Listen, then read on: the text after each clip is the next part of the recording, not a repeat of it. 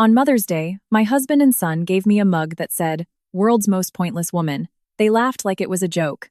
I smiled, cleared the table, and washed the dishes. That night, I booked a one-way ticket. 2 weeks later, he posted, "Please, if anyone sees her, tell her we just want her home." The mug was white ceramic with black lettering. 3 words that would end my marriage.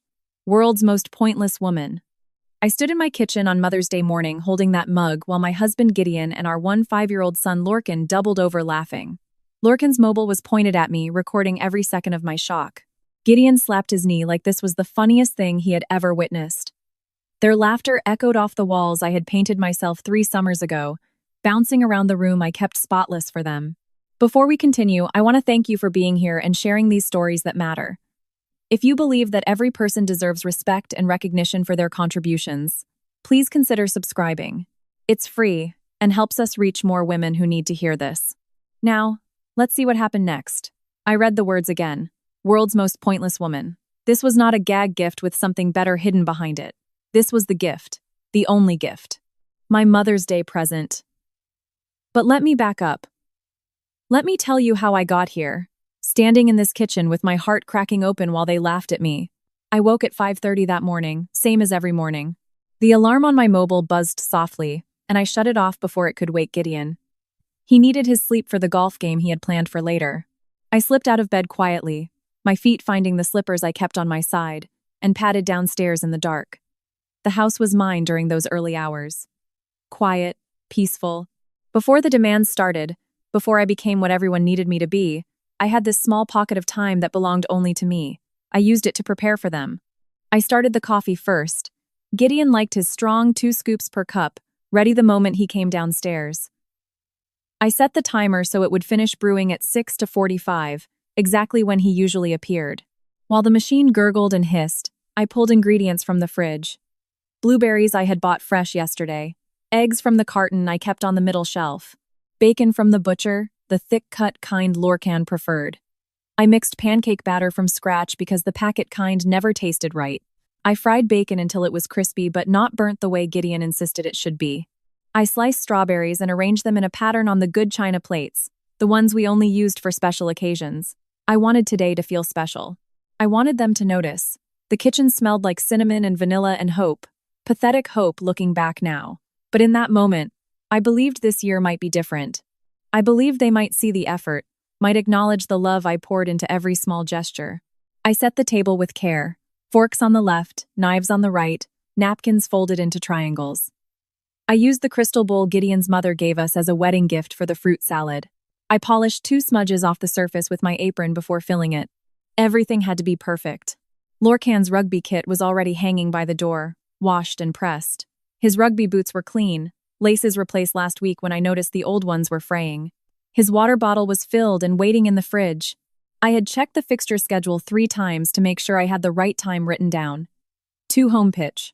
I would be there on the touchline like always, cheering even though he barely played anymore. This was my life. This was what I had built over 12 years of marriage and 17 years of motherhood if you counted the pregnancy. I gave up my career when Lorcan was 2 years old. I had been a marketing coordinator at a firm in the city center, a job I loved, a job where I was good at what I did. I was on track for a promotion to senior coordinator. My boss had told me during my last review that I had a future there, that the company saw potential in me. But Gideon said it made sense for one of us to stay home. His job paid more, his job had better benefits. His job had more potential for growth, and someone needed to be available for Lorcan for the doctor appointments and school runs and sick days that came with raising a child. I agreed because I believed in building something together. I believed sacrifice was the foundation of family. I thought we were a team, so I quit. I stayed home. I learned to structure my entire existence around supporting Gideon's advancement and raising Lorcan into a good person. I attended every parents' evening, even the ones Gideon said he was too busy to make. I coordinated every school fundraiser, spending hours in the PTA meetings listening to other mothers debate bake sale versus tombola. I remembered every birthday in Gideon's extended family, bought every gift, signed both our names on every card. I learned to cook his mother's recipes exactly the way she made them, even though they required ingredients I had to drive 30 minutes to find at a specialty shop. I ironed Gideon's work shirts every Sunday night while he watched whatever match was on the telly. 5 shirts, perfectly pressed, hanging in his wardrobe, organized by color. He never thanked me. He just expected them to be there. I transformed our house into something that looked better than when we bought it. I painted walls. I refinished furniture. I planted a garden that bloomed in coordinated colors. When Gideon's colleagues came over for dinner parties, they complimented him on his beautiful home. He accepted their praise without ever mentioning that I had done all the work. Somewhere in all that giving, I forgot to ask what I was receiving in return. Or maybe I was afraid to ask because I already knew the answer. Nothing. I was receiving nothing except the privilege of continuing to give. The warning signs had been there for years. I just refused to see them. Last Mother's Day, Gideon gave me a potted plant he picked up at a petrol station on his way home from work. The flowers were already wilting, the soil dry. It died 2 weeks later because no one watered it except me, which seemed to defeat the entire purpose of receiving a plant as a gift. The year before that, he forgot entirely until Lorcan reminded him at breakfast. Gideon had looked up from his cereal, eyes widening slightly as he realized what day it was, and said, "Oh, Happy Mother's Day. No gift, no card. Just 3 words delivered with the same enthusiasm as Pass the Salt." Gideon's sister, Beatrix, made a joke at a family barbecue last summer. We were all standing around the grill and someone asked me what I did. Before I could answer, Beatrix laughed and said, "Elowen? She's basically the maid who doesn't get paid." Everyone laughed, including Gideon. He laughed at his sister's joke about me being unpaid domestic labor while I stood there holding a plate of burger buns I had just finished toasting. Lorcan started calling me Elowen instead of Mum when he was around his friends. The first time I heard it, we were at his rugby match. One of his teammates asked who I was, and Lorcan said, "That's Elowen. Not my mum, just Elowen," like I was someone he barely knew. Gideon began introducing me at work events as his wife without using my name, as though my identity was only an appendage to his, something that existed in relation to him rather than on its own. These moments accumulated like dust, so gradual, I did not notice I was suffocating until I could not breathe anymore. I told myself they were stressed. Gideon worked long hours. Lorcan was a teenager dealing with GCSE pressure. Boys will be boys. I was being too sensitive. I was overreacting. I was making something out of nothing. I made excuses for them because the alternative was unbearable. And then came this Mother's Day morning. Gideon walked into the kitchen first, wearing the golf shirt I had ironed and hung in his wardrobe last night. Lorcan followed, still in his pajamas, hair sticking up in 3 directions. Neither of them wished me Happy Mother's Day right away. I said they exchanged a look, a glance that passed between them like a secret, something conspiratorial that made my stomach tighten with inexplicable dread. Lorcan pulled out his mobile immediately, angling it toward me. I thought maybe he wanted to take a picture, something sweet to post on social media, showing what a thoughtful son he was.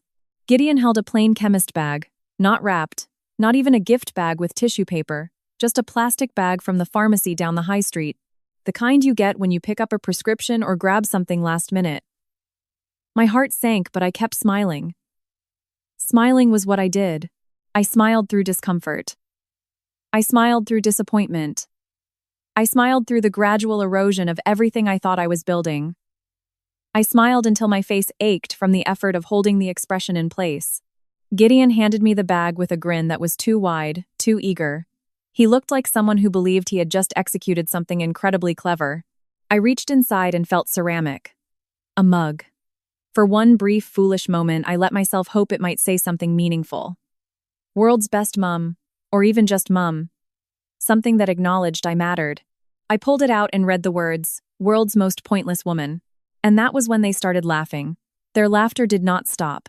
It grew louder, feeding on itself, expanding to fill every corner of the kitchen I had scrubbed yesterday in preparation for today. Gideon bent forward, gripping the edge of the counter for support, as if the sheer hilarity of the moment had weakened his knees. Lorcan had tears streaming down his face, his mobile still pointed at me, still recording, capturing every microsecond of my humiliation in high definition. I stood there holding the mug, white ceramic, the kind you could buy at any novelty shop for £5. The black lettering was printed in a bold sans serif font, impossible to misread. World's most pointless woman. Each word hit separately. World's most pointless woman. My brain struggled to process what I was seeing. This could not be the actual gift. There had to be something else, a real present hidden somewhere, waiting for the right moment to appear.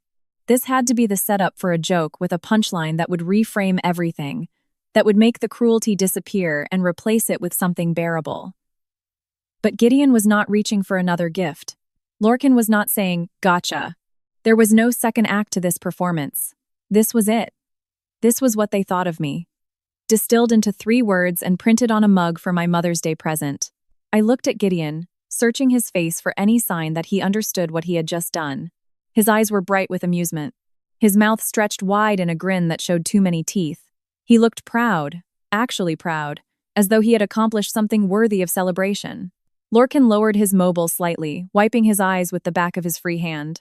He was still grinning, still basking in the shared joke with his father. The 2 of them stood there in my kitchen, united in their entertainment, bonded by my pain. The mug felt heavy in my hands, impossibly heavy. It should have weighed nothing, just a few grams of ceramic and glaze. But it felt like I was holding something much denser. Like I was holding the weight of every moment I had convinced myself I was valued when I was only tolerated. Every time I had made excuses for them. Every time I had told myself I was being too sensitive. Every sacrifice I had made believing it was building towards something. All of it was in this mug. All of it reduced to a punchline. Gideon finally stopped laughing long enough to speak. He wiped his eyes dramatically and said, "Your face. Oh man. Your face was perfect." "Lorcan, did you get that?"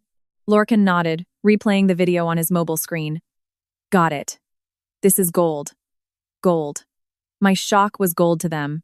My hurt was content to be shared and laughed at by people who did not even know me. I opened my mouth to say something. I'm not sure what I intended to say. Maybe I was going to ask if they were serious.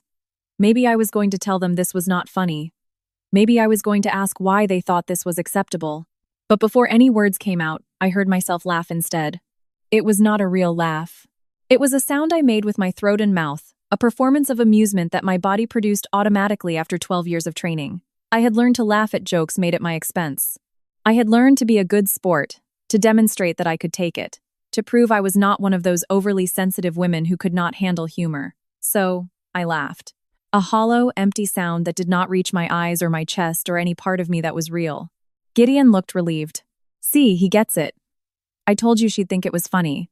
Lorcan nodded, putting his mobile in his pocket. The video safely recorded for later use. "Yeah, Mum's cool like that. Mum's cool like that. Mum can take a joke.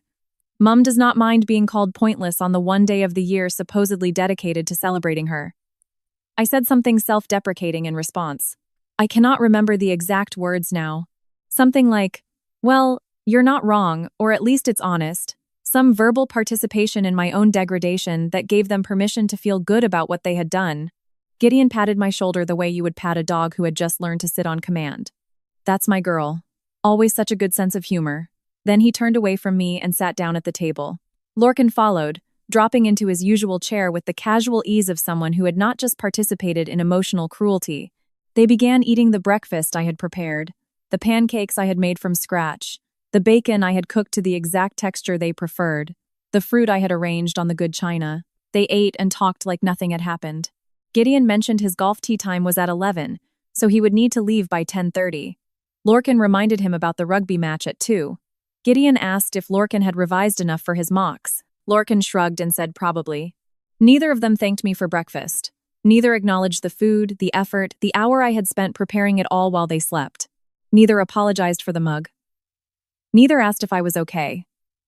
I stood near the counter, still holding the mug, listening to their conversation.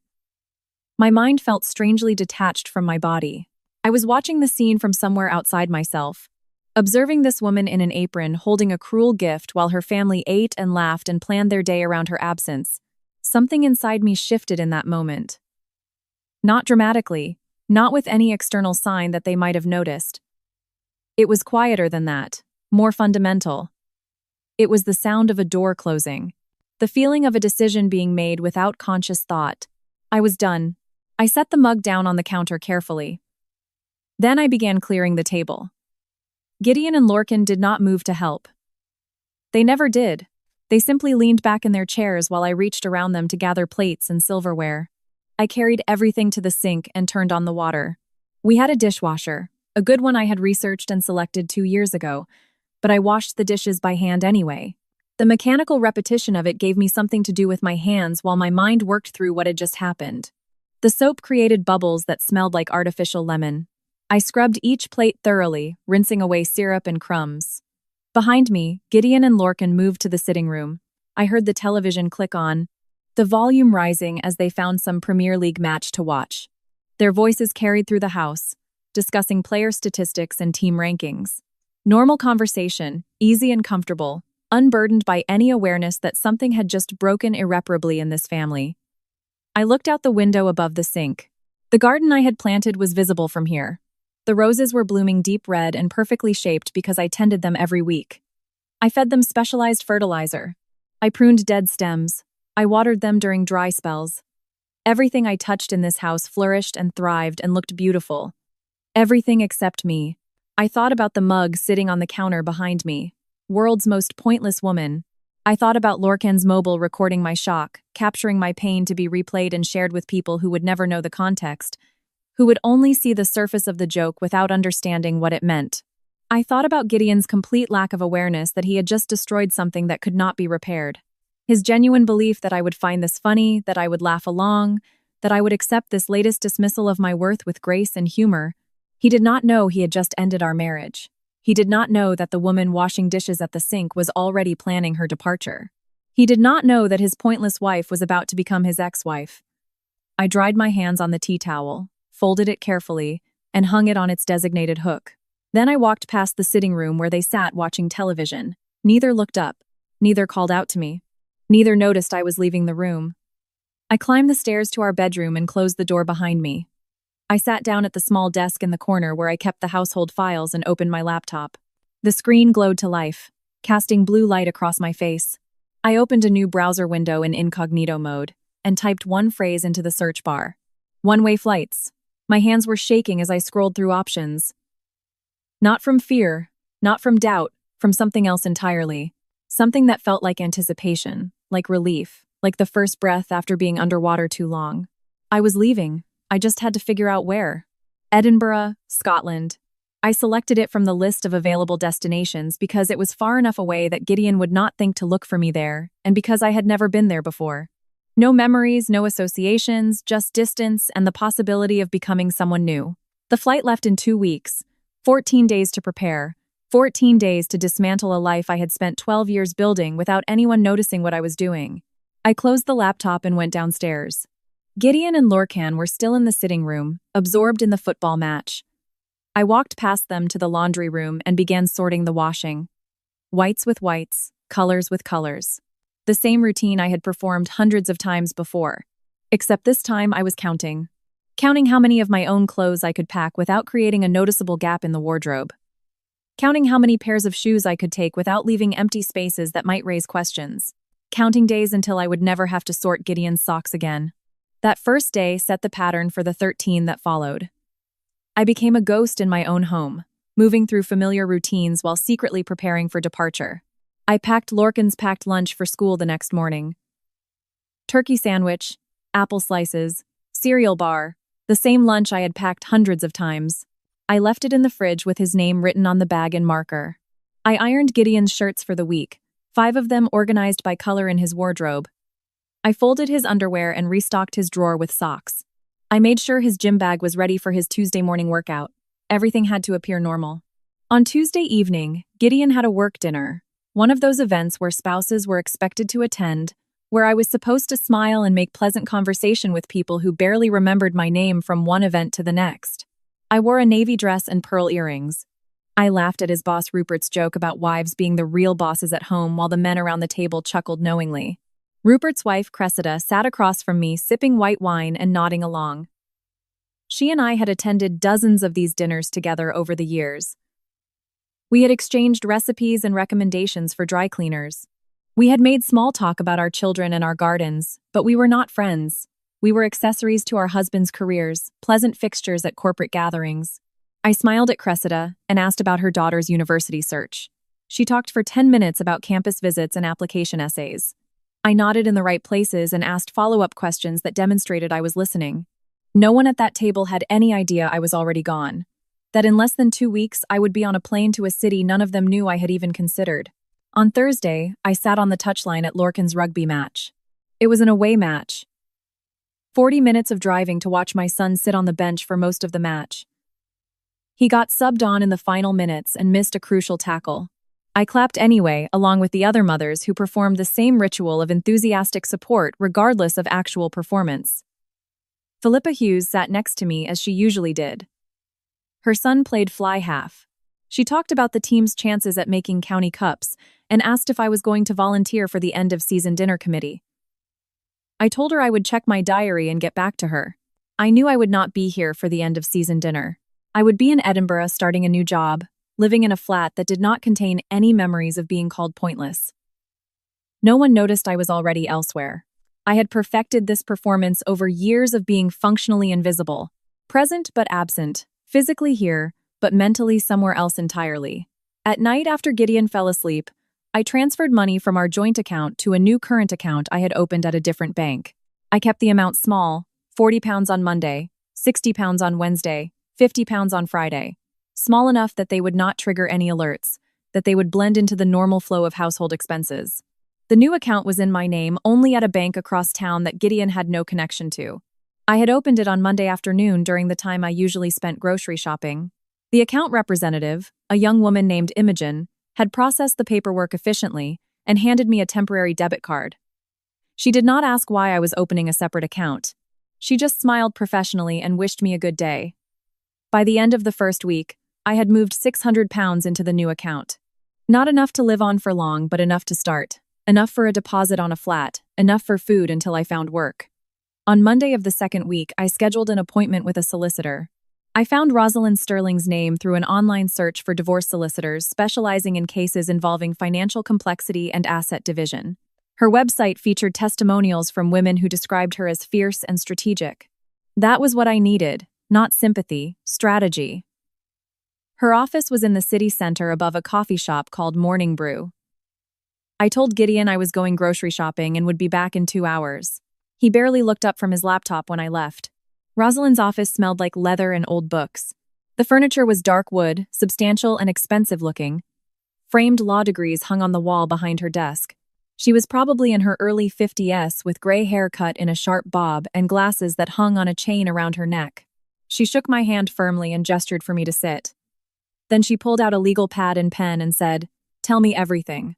I told her about the mug, about the laughter, about 12 years of marriage where I had gradually disappeared into the role of unpaid household manager, about giving up my career, about the corporate dinners and the rugby matches, and the endless invisible labor that made everyone else's life function smoothly. Rosalind took notes in precise handwriting, occasionally asking clarifying questions. How long had we been married? Did we own property jointly? What pension pots existed? Had there been any documented incidents of verbal abuse or emotional mistreatment? When I finished, she set down her pen and leaned back in her chair. She looked at me with an expression I could not quite read. Not pity, something else. Recognition, maybe. Here is what you need to understand, she said. The most powerful position you can negotiate from is the one where you have already left. Once you are gone, he cannot manipulate you. He cannot guilt you. He cannot use proximity to wear you down. You control the narrative and the timeline. She explained matrimonial property laws. In the UK, assets acquired during marriage are considered matrimonial property and subject to equal division regardless of who earned the income. The house we lived in, purchased 8 years ago, was matrimonial property. Gideon's pension pot funded throughout our marriage was matrimonial property. The investment portfolio he managed, grown during our marriage, was matrimonial property. You sacrificed your career to support his advancement, Rosalind said. That has monetary value. You provided unpaid domestic labor that allowed him to focus on his job without distraction. That has monetary value. You are entitled to half of everything, and I can make sure you get it. She asked if I was ready to fight. I realized I had been ready for years. I just needed someone to tell me I had the right to. I hired her before leaving the office. She gave me instructions for the next steps. Document everything. Gather financial records. Collect evidence of contributions and mistreatment. Build an ironclad case. Over the following days, I became an archivist of my own life. I photographed every room in the house, documenting improvements I had made, the walls I had painted, the light fittings I had installed. the built-in shelving I had designed and paid to have constructed in the sitting room. I made copies of 12 years of joint tax returns. I downloaded bank statements showing the flow of money during our marriage. I printed performance reviews from my old marketing job, evidence of the career trajectory I had abandoned. I screenshot Lorcan's social media posts, the ones where he tagged me as the cook with a laughing emoji, the Instagram story where he filmed me cleaning the kitchen and captioned it free maid service, the TikTok where he joked about me being his personal Uber driver. I saved emails Gideon had sent to colleagues, the one where he complained about me wanting to attend a work event, calling me high maintenance for expecting to be included, the one where he made a joke about wives and their expensive hobbies, even though my only hobby was maintaining the home he lived in. Each piece of evidence was another brick in the wall I was building between my old life and whatever came next. The file grew larger each day. Documentation of contributions, proof of contempt, evidence that I had been here, that I had mattered, even if they never noticed. On the morning of my departure, I woke at 5:30 as usual. I made breakfast pancakes again, though not the special ones from Mother's Day, just regular pancakes from the mix in the cupboard. I set out Gideon's coffee mug and Lorcan's orange juice. They came downstairs at their usual times. Gideon mentioned he had a regional conference that would keep him out until late. Lorcan reminded me he had mocks this week and would be revising at his friend Silas's house after school. Neither asked about my plans. Neither noticed I was wearing the burgundy dress Gideon had once criticized. Neither saw the suitcase I had loaded into my car at dawn hidden in the boot beneath an old blanket. After they left, I walked through the house one final time. I did not cry. I did not feel sad. I simply observed rooms that would soon belong to someone else's life. I closed the door behind me without locking it. Let Gideon deal with that when he came home to an empty house. I drove to the airport with my hands steady on the wheel. The airport parking fees accumulated in long-term Lot C while I signed a lease for a furnished studio flat in Leith, Edinburgh. The landlord was a woman named Sybil, probably in her late 60s, with silver hair pulled back in a loose bun and reading glasses hanging from a beaded chain around her neck. She met me at the building entrance, a narrow 3-story structure wedged between a vintage clothing shop and a Thai restaurant. The neighborhood smelled like coffee and rain-soaked pavement. People walked past with canvas bags and bicycles, moving with the unhurried pace of those who had chosen this area specifically because it did not demand performance. Sybil unlocked the street-level door and led me up 2 flights of stairs. The flat was on the 3rd floor, flat 3B. She handed me the keys without asking questions. No inquiry about why I was renting furnished, no curiosity about where I had come from or why I had arrived with only one suitcase. She simply pointed out where the thermostat was located, explained that bin collection happened on Tuesdays, and mentioned the corner shop stayed open until 11 if I needed anything. The flat was small. One room that functioned as bedroom and living space combined with a kitchenette along one wall and a bathroom barely large enough to turn around in. The furniture was mismatched but clean. A futon with a faded blue cover. A small table with 2 chairs. A bookshelf holding books the previous tenant had left behind. The window looked out over narrow streets lined with old trees that were just beginning to show autumn color. It was mine. That was the only thing that mattered. No one here knew I had been a wife or a mother or the punchline to a cruel joke. No one knew about the mug or the laughter or the 12 years I had spent disappearing into someone else's life. I unpacked my single suitcase, hanging clothes in the small wardrobe, placing toiletries in the bathroom cabinet. Everything I owned in this city fit in one piece of luggage and still left room for what I had abandoned. That first evening, I walked to the corner shop Sybil had mentioned. It was the kind of place that sold organic produce alongside conventional brands, where hand-lettered signs advertised local honey and fresh-baked bread. I filled a basket with foods I actually liked. Sharp cheddar cheese instead of the mild kind Gideon preferred. Sourdough bread instead of whole wheat. Coffee with actual flavor instead of the bland brand Lorcan said was fine. Strawberries because I wanted them, not because anyone else had requested them. The cashier, a young man with multiple ear piercings and a friendly smile, bagged my groceries and told me to have a nice night. I carried them back to my flat and arranged everything in the small fridge. My food, my choices, my life. I made dinner from what I had bought. Cheese and bread and strawberries. Simple. Exactly what I wanted. I ate sitting on the small iron balcony accessible through the window, watching the sun set over rooftops I did not recognize. The sky turned orange and pink and purple. Colors so saturated they looked artificial. I was alone, completely alone in a city where I knew no one. And I was not lonely. There was a difference I was discovering between loneliness and solitude. Loneliness was wanting company I did not have. This was freedom. On Monday morning, I updated my CV. 12 years showed as a gap in my employment history, a blank space where a career should have been.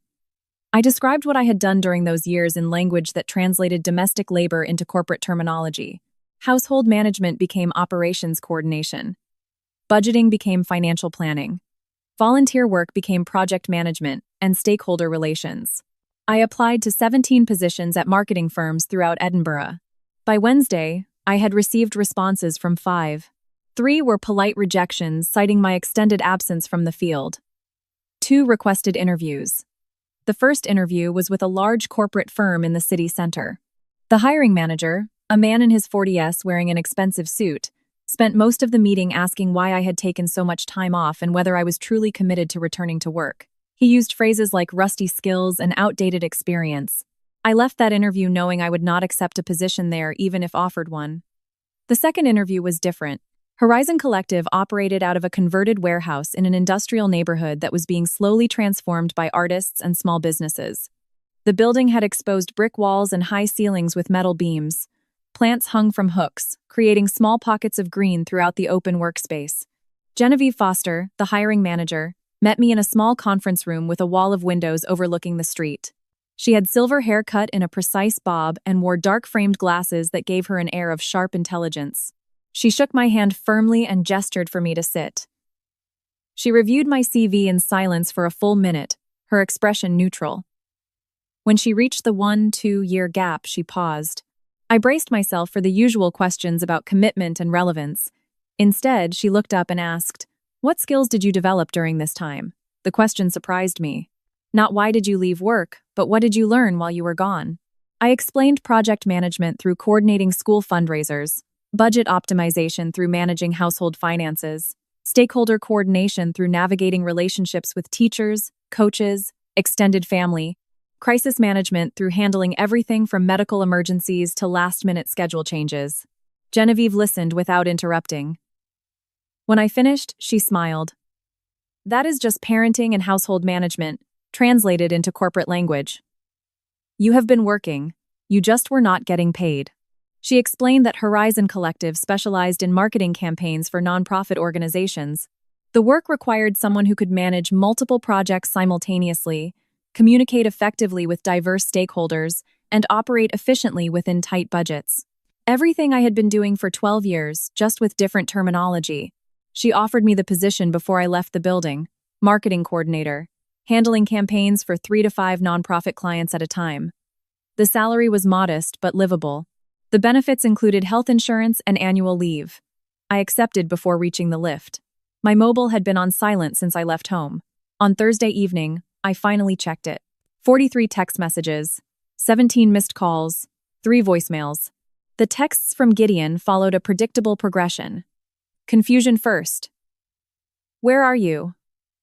When are you coming home? Then annoyance. This is really inconvenient, Elowen. Lorcan has a match and I have work. You need to come back and handle your responsibilities. Then anger. What kind of mother abandons her family? People are asking questions and I do not know what to tell them. The messages grew more desperate as days passed. At least tell me you are okay. You are scaring Lorcan. But Lorcan had not sent any messages. Gideon was using our son as leverage, assuming guilt would drag me back to a life I had already left. On Friday morning, exactly 3 days after my departure, Rosalind sent the automated email I had drafted before leaving. Brief, professional, devoid of emotion. I have left. All future communication will go through my solicitor. Rosalind Sterling can be reached at the following email and phone number. Gideon's response arrived within minutes. You cannot just leave. This is abandonment. I will make sure everyone knows what you did. You will regret this. I did not reply. Rosalind was right. He could not manipulate what he could not reach. I established new routines that belonged entirely to me. Morning runs along the water of Leith, where the water reflected whichever mood the sky was in that day. Other runners nodded in passing, a silent acknowledgement of shared space and purpose. No one asked where I was going or when I would be back. Afternoons, I worked at a cafe called Bread and Ink. The barista, a A woman in her 20s with short purple hair learned my order after 2 visits: black coffee with 1 sugar. She started preparing it when she saw me walk through the door. This small recognition, this being seen and remembered for something as simple as how I took my coffee, felt profound. Evenings, I attended a pottery class at a community center 6 streets from my flat. The instructor, a patient man named Ewan, who had been throwing pots for 40 years, taught us to center clay on the wheel and shape it with steady hands. Most of what I made collapsed or cracked. Ewan said that was part of learning. Not everything you create will be perfect, and that is acceptable. I read novels I chose for myself. Literary fiction that Gideon would have called pretentious, mystery series Lorcan would have found boring. I took long baths without anyone knocking on the door asking when I would be finished. I ate dinner at 9 because I felt like it, not because family mealtime had been designated for 6:30. I discovered I genuinely enjoyed my own company. I was not the boring, pointless woman they had labeled me. I was simply a woman who had never been given space to be herself. 2 weeks into my new life in Edinburgh, I was sitting in bread and ink with my laptop open, working on a campaign proposal for a homeless youth organization when my mobile buzzed with a notification I had not expected to see. Someone had tagged me in a Facebook post. I had left my account active but dormant, not posting or engaging since my departure. The notification came from Gideon's profile. My finger hovered over the screen for a moment before I opened it. The photograph was from our last family holiday, a beach trip to the Cornish coast we had taken 8 months earlier. In the image, I stood on the sand with my arm around Lorcan. Both of us were smiling, sunburned, wearing the relaxed expressions of people enjoying a holiday. Behind us, the ocean stretched blue and calm under a cloudless sky. I remembered that trip clearly. I had spent most of it in the rental kitchen preparing meals while Gideon went deep-sea fishing with a charter company he had researched for weeks. Lorcan had complained about being bored and spent his time on his mobile. I had smiled for this photograph because that was what you did on family holidays. You smiled and pretended everything was fine and documented happiness for people back home to see. Gideon's caption made my stomach tighten with anger. Please, if anyone sees her, tell her we just want her home. We love her and miss her. Aloan, if you are reading this, we are sorry. Please come back. Lorcan is devastated. The post had been published 3 hours earlier.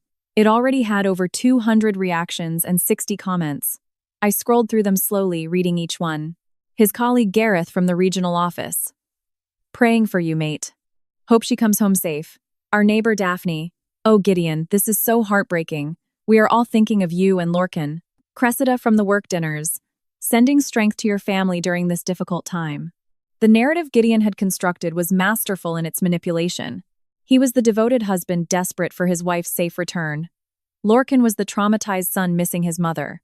I was the unstable woman who had inexplicably vanished, possibly experiencing a mental health crisis that made me a danger to myself. No one questioned his version of events. No one asked why a dedicated wife and mother who had spent 12 years sacrificing everything would suddenly disappear. They simply accepted that I was the problem, that something was wrong with me, that Gideon and Lorcan were the victims of my irrational behavior. I closed the laptop and left the cafe. Back in my flat, I created a fake Facebook account. I used a stock photo of a golden retriever I found online as the profile picture. I named the account. Through this account, I could watch Gideon's performance without him knowing I was observing. The comments on his post continued to accumulate throughout the evening. Gideon's mother, Eleanor. Praying for your family, Gideon. Elowen always seemed fragile to me. I hope she gets the help she needs. His sister, Beatrix. You are so strong for handling this with grace. Lorcan is lucky to have you. More neighbors, more colleagues, more acquaintances from Lorcan's school and sports teams. Everyone expressing sympathy for Gideon. Everyone offering prayers and support. Everyone sharing the post to extend its reach further. The women from the PTA, women I had spent hundreds of hours volunteering alongside, coordinating fundraisers and organizing events, expressed shock that I could do something so selfish. Vanishing without explanation, abandoning my family, leaving my husband to manage everything alone. Only one person commented something different.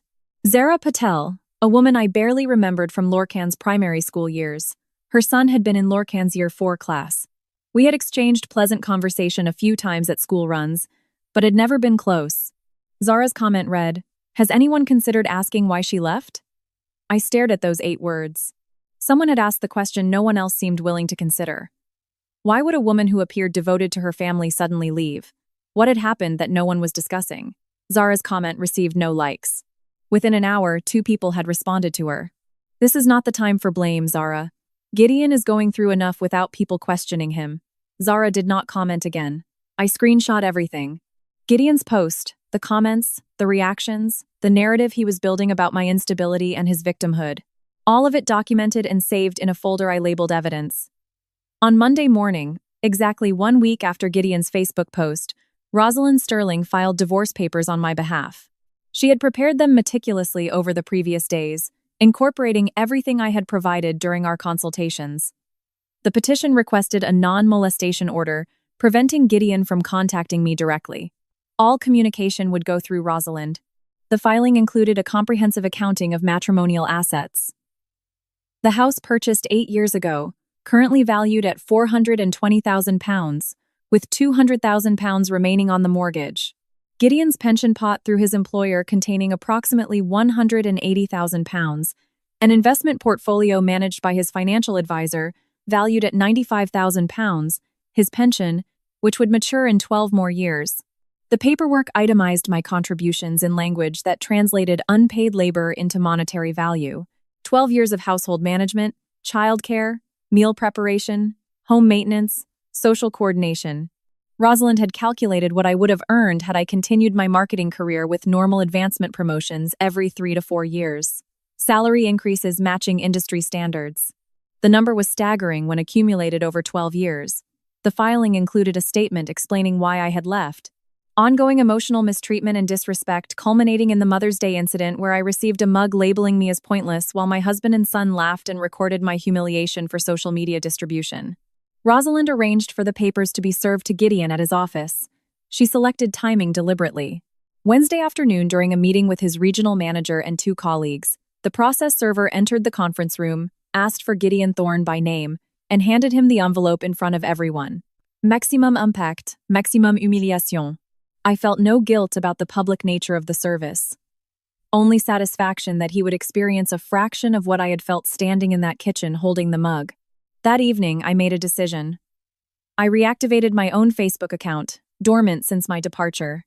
My profile photo was outdated, showing a version of myself from 3 years ago at a company picnic, smiling in a way that no longer resembled how I looked or felt. I had taken a photograph of the mug before leaving. A simple image with the mug centered against a white background, the black lettering clearly legible. World's most pointless woman. I uploaded this photograph and wrote a caption. On Mother's Day, my husband and son gave me this mug.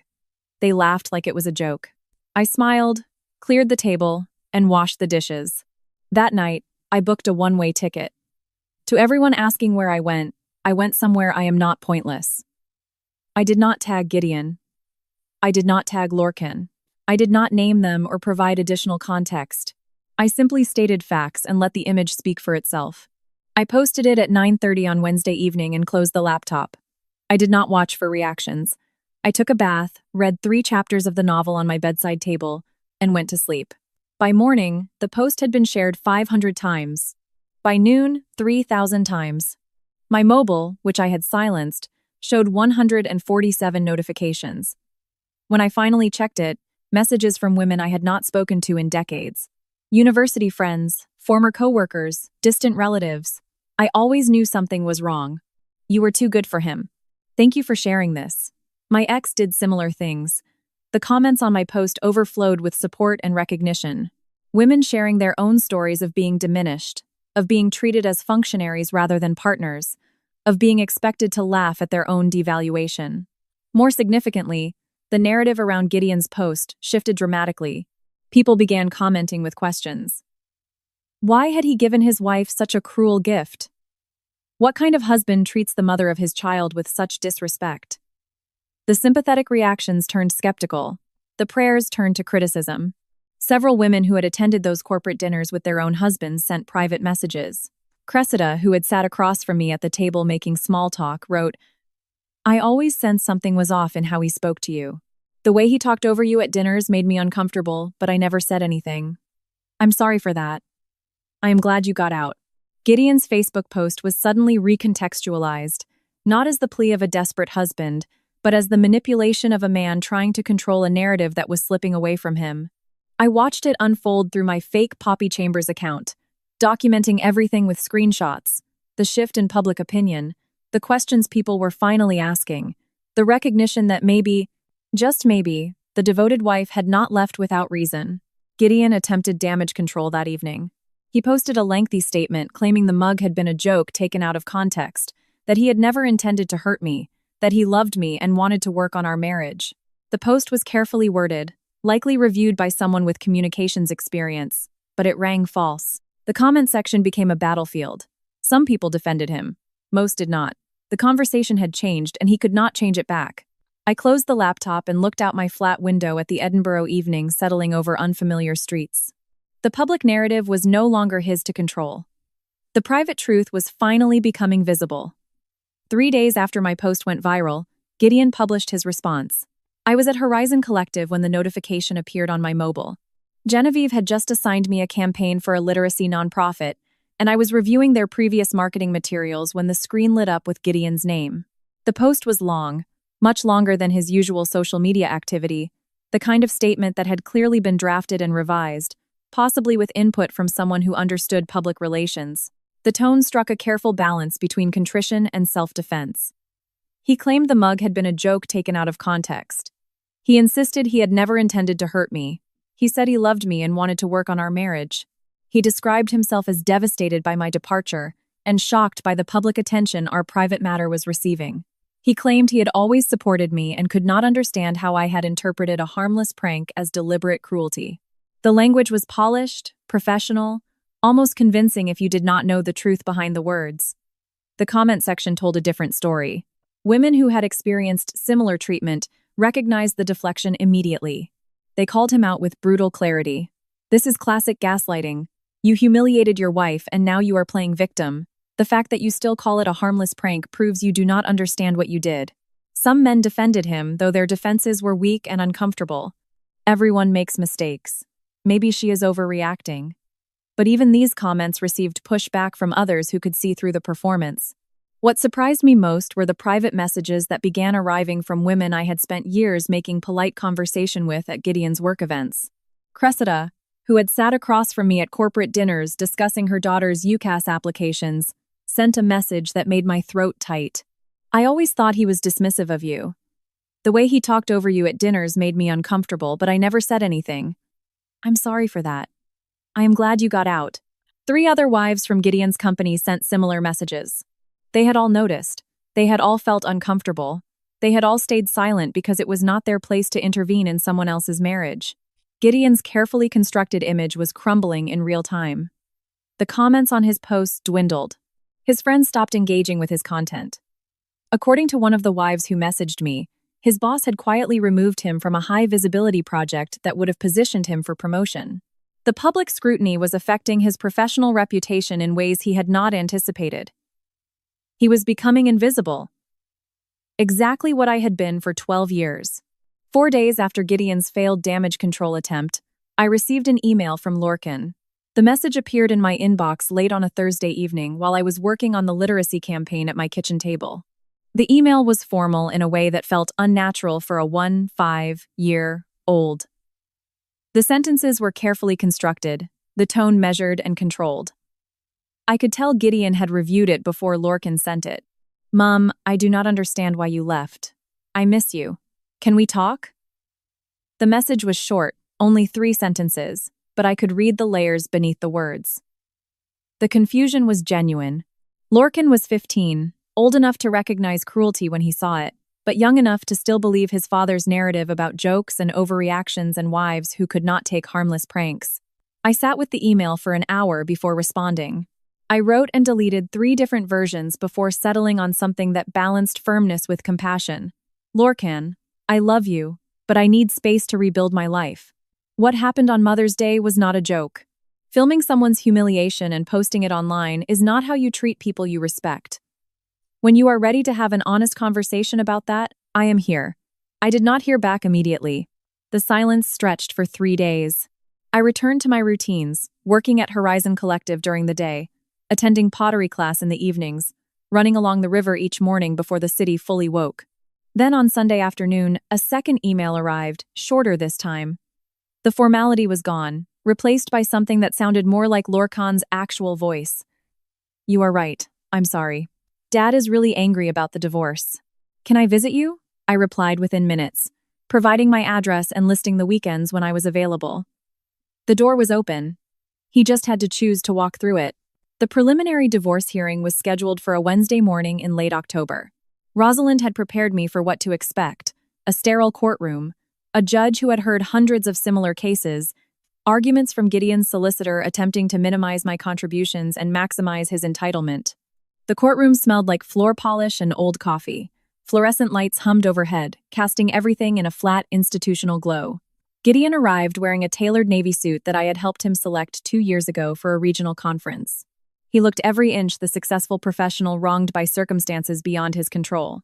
His solicitor was exactly what I expected, a man in his 60s with silver hair and an expensive watch, carrying himself with the casual arrogance of someone accustomed to winning. He sat beside Gideon at the plaintiff's table, reviewing documents with an air of bored confidence. Rosalind sat beside me wearing a practical gray blazer and minimal jewelry. Her demeanor was calm, focused, completely unruffled by the performance happening across the aisle. She had told me during our preparation that judges saw through theatrics quickly. What mattered was documentation and law. Gideon's solicitor opened with the argument Rosalind had predicted. Gideon had been the primary earner throughout the marriage. He had built the pension pot and investment portfolio through his own labor and financial discipline. I had chosen to leave my career, a decision no one had forced upon me. Now I was attempting to claim half of assets I had not earned.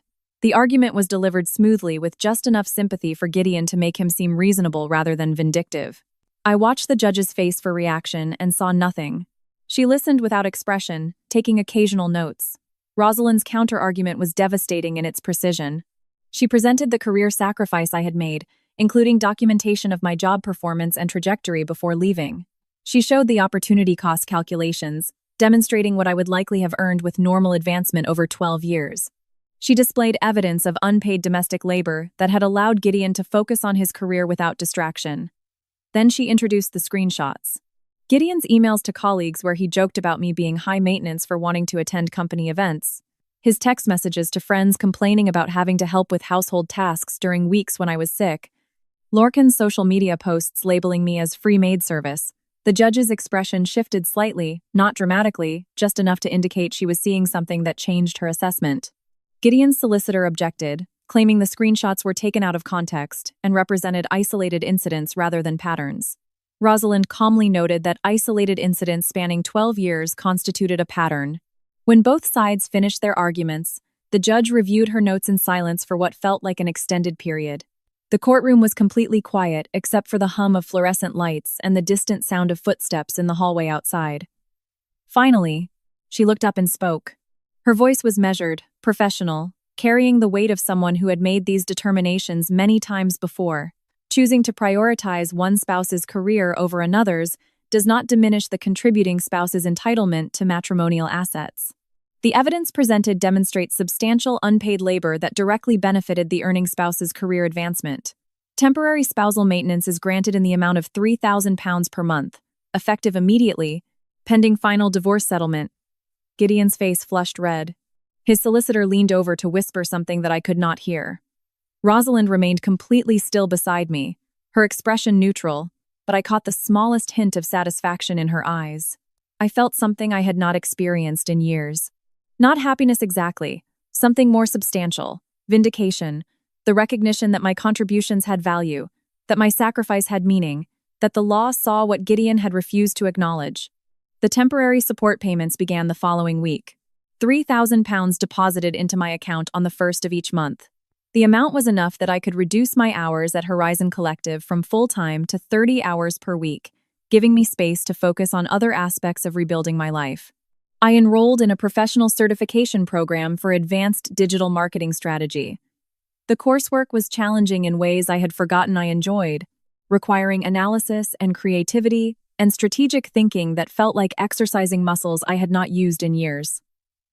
I also started therapy with Dr. Felicity Carmichael, a counselor Rosalind had recommended who specialized in helping women recover from emotionally abusive relationships.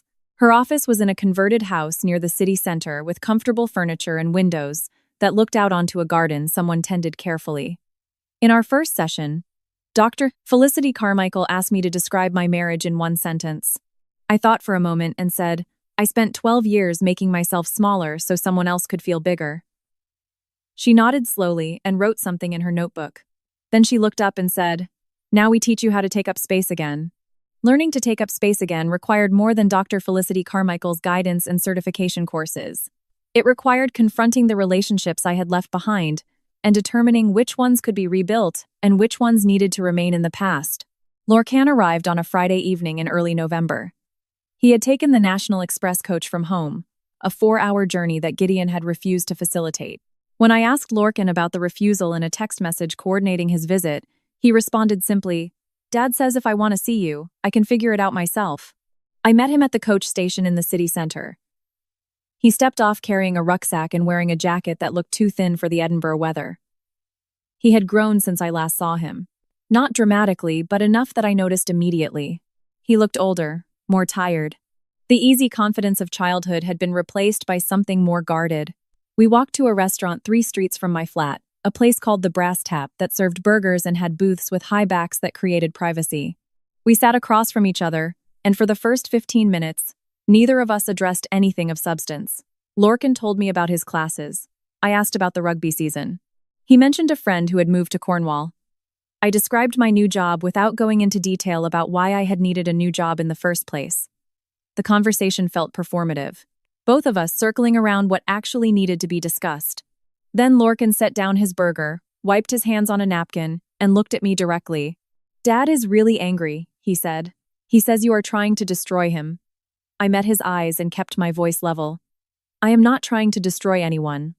I am protecting myself from being destroyed. Lorcan looked down at his plate, picking at his chips without eating them. He says you are taking everything. The house, his pension money, all of it. He had to move into a smaller place because of the divorce settlement. I had anticipated this conversation. Rosalind had warned me that Gideon would use Lorcan as a messenger, would present himself as the victim of an unfair system designed to punish men. I chose my words carefully. Lorcan, the settlement was determined by a judge based on UK family law. Assets accumulated during a marriage are considered jointly owned, regardless of who earned the income. I gave up my career to support your father's advancement and to be available for you. That sacrifice has value. I am not taking anything that is not legally mine. He continued picking at his chips. He makes it sound like you just left because you were bored or something, like you got tired of being a mum and decided to start over. Is that what you think? Lorcan hesitated. I do not know what to think. You were just gone. One day you were there making breakfast like always. And the next day you were gone and Dad was freaking out and everyone at school was asking if I was okay. I leaned forward slightly, keeping my hands visible on the table. Can I ask you something honestly? Do you remember what you and your father gave me for Mother's Day? His expression shifted. Discomfort crossed his face. The mug. Do you remember what it said? He nodded slowly. World's most pointless woman. Did you think that was funny at the time? Lorcan looked away, staring at something over my shoulder. Dad said you would think it was funny. He said you always had a good sense of humor about stuff like that. Did I look like I thought it was funny? He was quiet for a long moment. When he spoke again, his voice was quieter. No, you looked hurt, but then you laughed, so I thought maybe it was okay. I laughed because that is what I had trained myself to do. I laughed because I had spent 12 years being the person who could take a joke, who did not make things uncomfortable, who smiled through being treated like I did not matter. But it was not okay, Lorcan. And filming my reaction and planning to post it online was not okay either. Lorcan's face flushed. I did not post it. I was going to, but then you left, and it seemed weird to post it after that. Why were you going to post it in the first place? He shifted uncomfortably. I do not know. Dad thought it would be funny, like showing that our family could joke around with each other at my expense. I guess I did not think about it like that. I took a breath and chose my next words carefully. Lorcan, I need you to understand something. I did not leave because I was bored or tired of being a mother. I left because staying was destroying who I was as a person. I had made myself so small, had given up so much of myself that I barely existed anymore except as someone who served other people's needs. The mug was not the cause. It was just the final piece of evidence that showed me how little I was valued. Lorcan met my eyes again. Was it really that bad living with us? I did not sugarcoat it. Yes, it was. We sat in silence for several seconds. The restaurant noise continued around us, other conversations and laughter from other tables, but our booth felt isolated from all of it. I am sorry, Lorcan said finally. I never thought about it that way. I just thought that was how things were. Dad worked and you did everything else. I did not think about whether it was fair. You were a child. It was not your responsibility to think about whether your parents' marriage was equitable. But you are not a child anymore. You are 15, old enough to recognize when someone is being treated poorly, even if that person is your mother. He nodded slowly. Dad talks about you differently now, like you are the enemy or something. It is weird. How do you feel about it? I do not know. Confused, I guess. I miss how things used to be, but I am also starting to understand why you could not stay. He paused, then added, Can I visit again? Like regularly? Yes, anytime you want. The door is always open. We talked for 3 more hours. Lorcan asked about my job, my flat, what Edinburgh was like. I asked about his plans for university, whether he was still playing rugby, how he was handling his father's anger. The conversation was not perfect. There were awkward pauses and moments of discomfort, but it was honest in a way our previous relationship had never been. 6 months after my departure, the divorce was finalized. I returned to the same courthouse, the same sterile room with fluorescent lighting and the smell of floor polish. Rosalind sat beside me. Gideon sat across the aisle with his solicitor, both of them wearing expressions of barely concealed frustration. The judge reviewed the final settlement agreement and declared the marriage legally dissolved. I received exactly what the preliminary hearing had established. Half the equity from the house, forcing Gideon to sell and relocate to a smaller property, half his pension pot, half the investment portfolio. The settlement was fair, calculated precisely according to UK family law, distributed according to clearly established legal precedent. Gideon glared at me across the courtroom as the judge spoke. I looked back at him and felt nothing. Not anger, not satisfaction, not even relief, just the quiet certainty that I had made the right choice 6 months ago and every day since. Outside the courthouse, Rosalind shook my hand. You did it. You got out and you survived. I corrected her gently. I did more than survive. I rebuilt. She smiled. Yes, you did. As I walked to my car, I made a decision I had been considering for weeks. I stopped at the registry office on my way home and filed paperwork to reclaim my maiden name, Elowen Vance.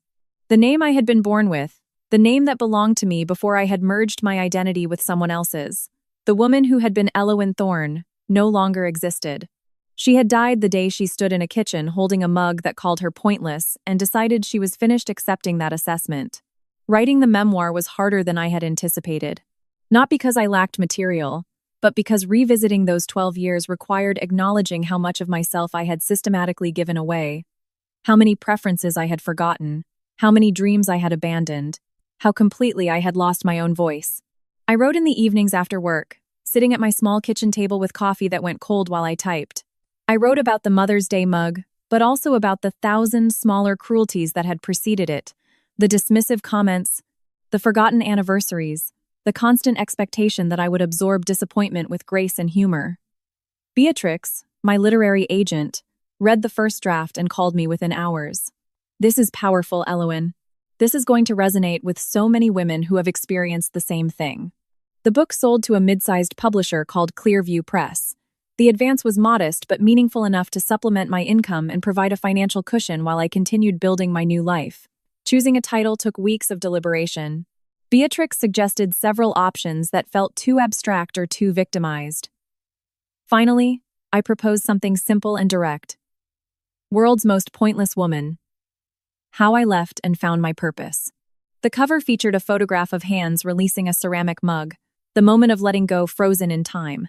The book cover arrived 3 months before publication, shipped in a protective cardboard mailer that I opened carefully at my kitchen table. The image was exactly as I had envisioned it during conversations with the design team. Hands releasing a white ceramic mug captured mid-fall against a neutral background. The title stretched across the top in bold lettering. My name, Elowen Vance, appeared at the bottom. I held the mock-up and felt something shift inside me. This was real. My story, the one I had been afraid to tell for 12 years, was about to become public in a way that extended far beyond a single Facebook post. The publication date was set for early May, 1 year after the Mother's Day that had changed everything. Beatrix had suggested the timing deliberately. The symbolism would not be lost on readers or media outlets covering the release. Early reviews began appearing 6 weeks before publication. Publishers Weekly called it an unflinching examination of emotional abuse disguised as family dynamics. Kirkus described it as essential reading for anyone questioning whether their sacrifice has crossed into self-erasure. Women's magazines requested interviews. Podcast hosts reached out asking if I would discuss the book on their programs. The attention was overwhelming at first. I was accustomed to working behind the scenes at Horizon Collective, creating campaigns for organizations rather than being the subject of public interest myself. But Beatrix coached me through media training, teaching me how to speak about painful experiences without becoming consumed by them again. My professional life had transformed in parallel with my personal one. Genevieve promoted me to senior strategist 8 months after I joined Horizon Collective. The role came with increased responsibility for client relationships and campaign development, along with a salary that exceeded what I had earned at my previous marketing position before leaving the workforce. More significantly, it exceeded what Gideon currently earned in his regional sales position. I knew this because Lorcan had mentioned it during one of his weekend visits, not with malice, but as simple fact. His father had complained about money frequently since the divorce settlement, apparently not understanding that court-ordered asset division was not negotiable based on his feelings about fairness. The promotion allowed me to lead campaigns that felt meaningful in ways my previous work never had. I developed fundraising strategies for a homeless youth organization that exceeded their annual goal by 40%. I created awareness campaigns for a food bank that resulted in 3 new corporate partnerships. I worked with a domestic violence prevention nonprofit on messaging that reached communities previously underserved by their programs. My colleagues sought my input on major decisions. They valued my perspective and incorporated my ideas into their own work. When questions arose about target audiences or messaging strategies, people came to my office to ask what I thought. Being seen as competent, being recognized for contributions, being valued for expertise rather than tolerated as infrastructure. These experiences felt revolutionary even though they should have been ordinary. Conference invitations arrived regularly. Organizations focused on women's professional development wanted me to speak on panels about career re-entry after caregiving gaps. I traveled to London, Manchester, Birmingham, speaking to audiences of women who had made similar sacrifices and were considering similar returns. After each presentation, women approached me with their own stories. They had left careers for family obligations. They had disappeared into supporting roles.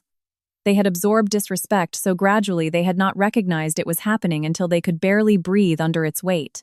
Many were still living in those situations, trying to determine if leaving was possible or wise or worth the disruption it would cause. I responded to every message that came through my website or social media.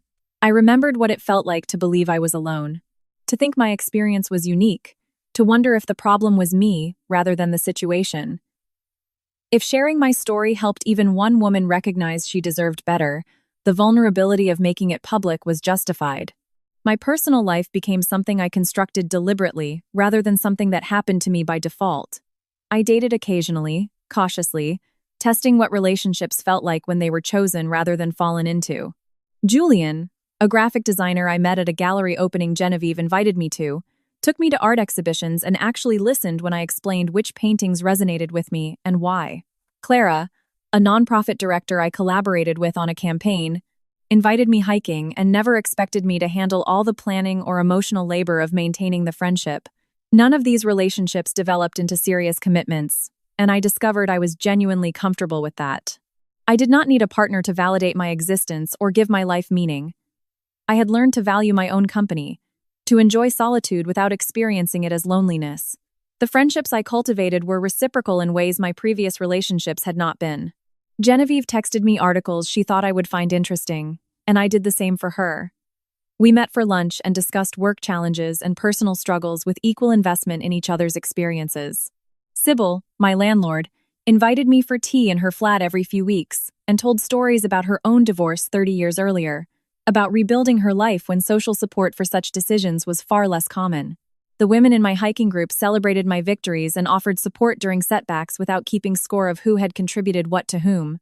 Relationships I was learning could be balanced and life-giving rather than extractive and depleting. Lorcan visited most weekends now. He was 17, taller than Gideon, preparing UCAS applications with the seriousness of someone who understood these decisions would shape his future. We cooked dinner together in my small kitchen, experimenting with recipes neither of us had tried before. He asked questions about my work, my memoir, the speaking engagements that were beginning to fill my diary. He told me about Freya, his girlfriend of 6 months. She was a year ahead of him in school, planning to study environmental science at the University of Edinburgh. Lorcan described her as kind and smart and unwilling to tolerate disrespect from anyone, including him. I liked her immediately without having met her. He also told me with careful neutrality that Gideon had been dating someone new, a woman named Chloe, who was 32, a full decade younger than me. Lorcan described her as nice, but already showing signs of exhaustion from trying to meet Gideon's expectations while maintaining her own career as a dental hygienist. "I do not want to become like Dad," Lorcan said one evening while we were washing dishes after dinner. "I do not want to make someone feel the way he made you feel." I dried a plate carefully before responding. Awareness is the first step. Growth comes from choosing differently every single day, especially when choosing differently is uncomfortable or requires more effort. We had difficult conversations during these visits. About the mug and the laughter and his role in documenting my humiliation, about the years when he had treated me as infrastructure rather than as a person, about the assumptions he had made regarding how marriages functioned, and how parents should be treated. Lorcan owned his mistakes without deflecting responsibility onto his youth or his father's influence. He was becoming a better man than Gideon had ever been. That realization brought me more satisfaction than any divorce settlement or book contract ever could. The original mug still sat on a shelf in my sitting room, positioned where visitors could see it clearly. When people asked about the inscription, I told the story without shame or bitterness. Some were horrified that anyone would give such a gift. Others nodded in recognition, seeing their own experiences reflected in mine. The mug was no longer a symbol of my worthlessness. It had become a testament to transformation, tangible proof that we can take the worst things done to us and convert them into fuel for becoming something better. My memoir would release in 6 weeks. Early reviews were strong. A film production company had expressed serious interest in adaptation rights. I had been invited to speak at a women's leadership conference in London, attended by over 2,000 people annually. None of this had been part of any plan because I had not had a plan when I left. I had only known I could not stay. The revenge I had taken was not dramatic or violent. It was simply refusing to participate in my own diminishment. It was building a life so undeniably fulfilling that everyone who had accepted Gideon's narrative was forced to reconsider their assumptions. I had proven that the pointless woman was never pointless. She had just been waiting for permission to demonstrate her worth. I gave myself that permission, and everything changed. The woman I became was not the woman I had been before marriage. That person was gone, replaced by someone who understood the cost of losing herself and refused to pay it again. Someone who took up space unapologetically. Someone who knew her value did not depend on anyone else's recognition of it. I was Elowen Vance, not someone's wife, not someone's mother, though Lorcan would always be my son, just myself. Finally, completely unapologetically myself. And that was more than enough. If this story of silent departure and powerful transformation kept you captivated until the very end, show your support by hitting that like button right now. My favorite part was when Elowen posted that photograph of the mug with those simple, devastating words that shifted the entire public narrative. What was your favorite moment? Share it in the comments below. Don't miss more compelling stories of courage and reinvention like this one. Subscribe and hit that notification bell so you never miss an upload.